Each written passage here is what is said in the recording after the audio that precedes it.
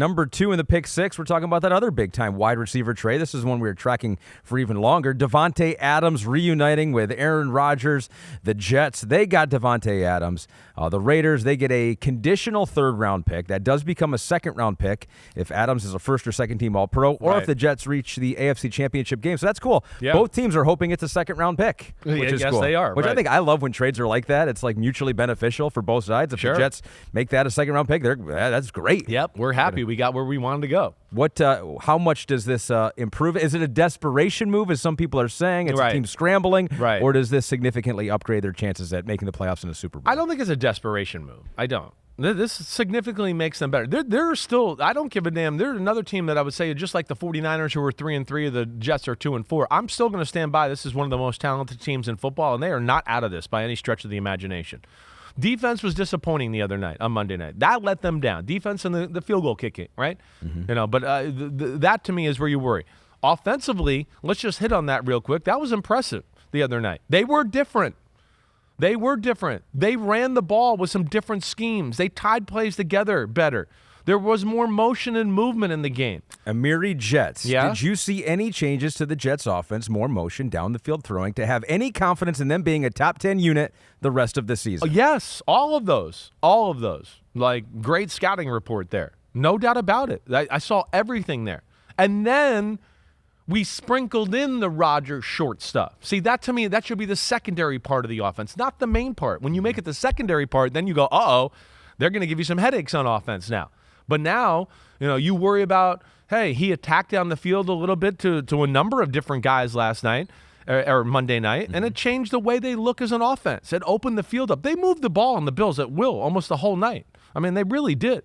So I thought that was extremely encouraging. The way they played, the style, it looked different. So some of the numbers on that to back up what you're saying here and what you saw on film. Right. Todd Downing now calling the play. So pre-snap motion, weeks 1 through 5, they were 29th in the NFL. Just did it under 50% of the time. Well, you heard me complaining about that every week, right? We need more of that. We need more of that. Life tougher on the defense, yes. So you can't sit there in the same formation for 38 seconds and snap the ball at 2 seconds left and then run the most basic play that everybody in the football knows you're going to run. Week 6 against the Bills, just a couple days ago, 75% of the time, now 5th in the NFL, and the numbers just took off. Passing yards, almost a 300-yard game for Aaron Rodgers. Their yards per attempt, average depth of target was higher by a couple of yards, too. Right. And so was this really? I mean, because you said it's Aaron Rodgers' offense. Yeah. Not much is going to change. Well, with Todd Downing, game number 1, it doesn't look like things changed. No, it changed enough. It did. You think that was Todd Downing? I do. Or either way, it was Todd Downing and maybe the rest of the coaches having a conversation with Aaron Rodgers and just going, hey, you got to let us do our thing a little bit. We're not trying to take everything you want away, right?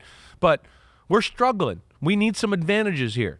And hopefully Todd Downing was able to maybe show him some plays on film or whatever else and explain to him and go, hey, listen, these shifts and motions, the best offenses in football, like we talk about all the time, are all doing this, right? Whether it's the Packers, the Rams, the 49ers, right? They're all moving everywhere. It puts great stress on defenses. We're in the era of defenses like the offense called multiple defenses. Oh, they're in this formation. We're calling this defense. Oh, shit. They shifted and moved. Wait, we don't want to be in this defense now. We learned all week. Now we want to check to this coverage. And it not only gives the quarterback clues, it stresses the defense out in communication. Yeah. Sometimes they don't align all the way. Sometimes they forget their rule because it's happening so quick. And they're like, wait, we were in this coverage. Wait, what's my rule now in this new coverage? Oh gosh, I was supposed to get underneath the number 2 receiver when he went vertical. Damn it, I forgot because I was talking and trying to figure that out. There's really no reason not to do it if you're an offense. Right? There's no advantage to not doing it other than it's too complicated and you mess it up and you start not executing. No, right. And I feel like we're in an era here where we've talked about this a lot. I mean, my son's 8th grade team is motioning and shifting. Yeah. I mean, these kids are all used to it now. Rodgers is the one that needs to get used to it. He's like kind of still stuck in, get off my lawn. In 2005, nobody motioned, nobody went anywhere. Yeah. So that's what I want to do. And it's like, no, but it's 20 years later. The game's changed. And if you don't do that, you're like a prehistoric dinosaur. So you got to do that. And so that was good to see. And it opened up holes in the running game, the pass game.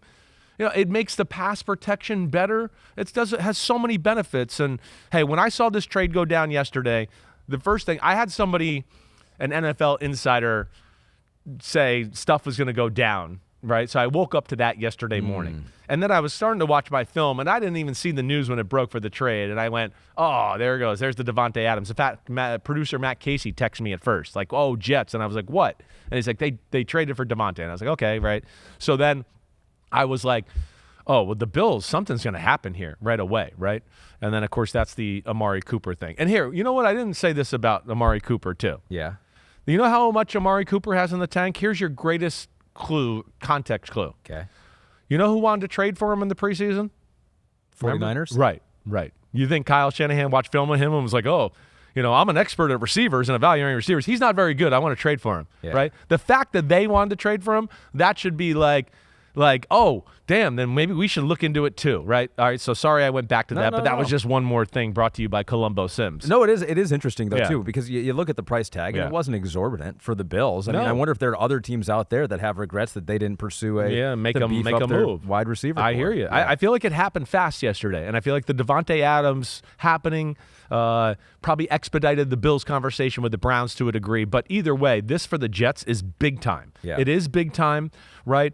And, of course, it's a guy that's on the same page as Rodgers with all the audibles and signals and being able to do all that type of stuff too. But if they play the way they played the other night, right, and moving people around and doing all that and attacking down the field, I mean, wow. Between him and Garrett Wilson working down the field, and now you got, a guy like Lazard working the middle of the field and all that, they got something brewing there in New York. So here would be the worry, though, and Next Gen Stats can support this point, is that when they were together, 2016 to 2021, those quick passes, that's what they did. I know. Under 2.5 seconds, they led the NFL in times doing it, completions, yards. I mean, it was highly successful, but maybe this could mean, like, Rodgers, like, see, this is what I need to do with this guy. Well, boom, I'm sure it'll bring. Slam. Well, listen. This is going to be a part of Rodgers. We know that to a degree. Hopefully, it does not overtake the offense. And I do think, hey, there's some parts here or some elements of the quick pass and the audibles that Rodgers does do that. Yes, Davante Adams is going to enhance. There's no doubt about it. They're an extension of each other.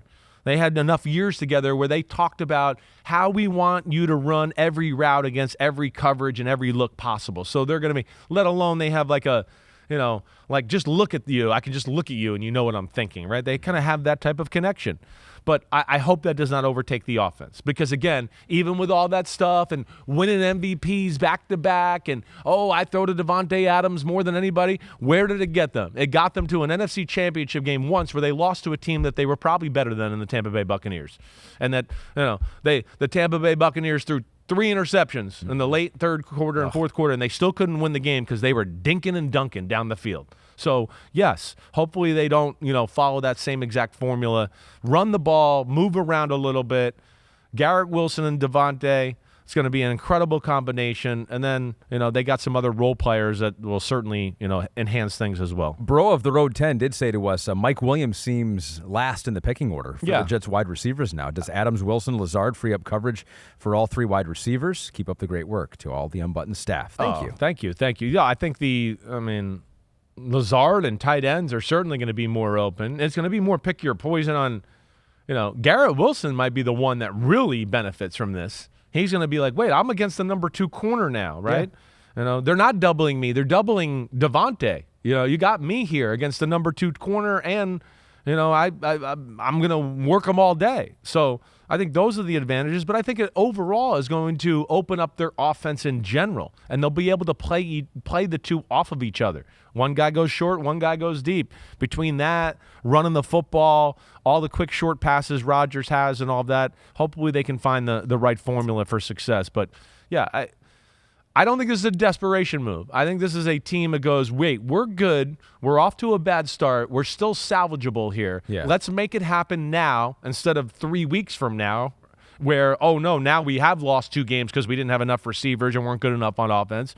There's no excuses now. And we'll see where it goes. And, I'm excited to see what happens on Sunday night because we got them, Jets and Steelers. We do. I'll end with this right here because the odds before and after the trades. What do the odds makers think here? The chance to win the Super Bowl, according to DraftKings Sportsbook here, plus 3,000 before the trade. After the trade, plus 3,000. So that didn't change at all. Their chance to win the AFC Championship didn't change at all. Their probability to win the AFC East actually did improve, interestingly enough. Right. And in that game that you mentioned, It went from a Steelers 1.5 point line to currently Jets 1.5 point favorites. Wow, I'm surprised by that. I would have taken the Jets no matter what, with or without Davante Adams. And who knows why that moved? It may or may not have been Adams, but certainly didn't hurt. I understand the odds. I mean, you see here with DraftKings and the little graphic we got if you're watching on YouTube.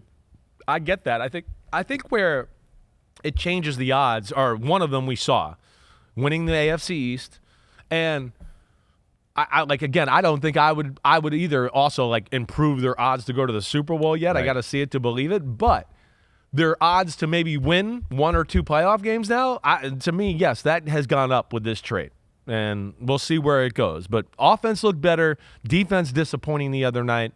They got steamrolled. They definitely had one of their worst games of the year, but I do trust that they'll bounce back because they're so talented. Definitely has made life more interesting in the NFL for a couple of the contenders out in the AFC East. Yo, homies, thanks for watching. Yeah, it's time. The NFL season is here on Chris Simms Unbuttoned. You can hit subscribe to get all the weekly picks, plus our Sunday recaps as the games are happening. Oh, you know it. Nobody does that better than us. Thanks again for watching. Remember to subscribe. Peace out. We'll see you next time on Unbuttoned.